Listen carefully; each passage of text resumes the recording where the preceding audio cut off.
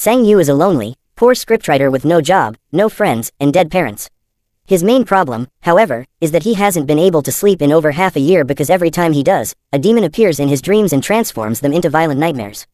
Tonight, Sang Yu is dreaming about being in the subway when the demon arrives, grabs him by the hair, and, after making a hole in the floor, puts his head through it, killing him.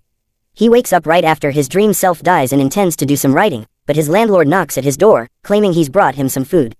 Sang Yu escapes through the window because he doesn't have the rent money. As he walks the streets, he remembers all the experts he's visited on the subject of dreams, psychologists, doctors, scientists, religious devotees, and the like. They all had different theories on what dreams do and can mean, but nothing concrete that could help him in any way. He stops at a food stand and asks for a crepe with no eggs because that's all he can afford, but the crepe man adds an egg anyway as a free treat. While he waits for his meal to be done, he watches the cafe across the street where Wa-er, the girl he has a crush on, works. He met her years ago when he was hanging out at a bar with some friends, and she was there playing with her band. Her singing voice was beautiful, and he has been thinking about her since then.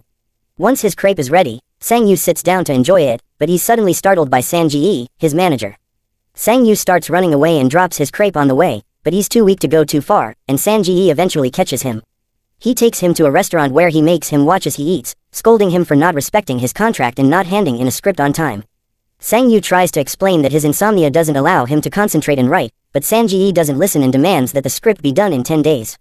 Afterward, Sang Yu returns to his apartment only to find it locked and all his stuff in the hallway. His landlord has finally kicked him out. He goes to a cafe to see if he can get some writing done there, but he's too hungry to think, and he ends up falling asleep. The demon appears behind him then, puts chains around Sang Yu's neck, and starts banging his head on the table. Once again, Sang Yu wakes up in the morning right after his dream self dies and discovers his laptop has been stolen. Having lost his work tool and starting to feel like he can't tell nightmares apart from reality, Sang Yu sends Sang Ji a message telling him he'll kill himself and reunite with his parents. He chooses the roof of the building across from Wa-er's cafe and watches her as he steps onto the edge, ready to jump, but the crepe man interrupts him by offering him free food. The man joins him on the roof, and while Sang Yu eats, he tells him about people's different views on death and dreams, reaching a simple conclusion. When Sang Yu is having these nightmares, he should tell himself, "I'm dreaming," to be able to escape them faster. Sang Yu stays on the roof watching Wa-er until night falls. Then, he sells his cell phone to get some money to buy food. He goes to a convenience store, where he considers stealing some things, but changes his mind when he notices he's being watched.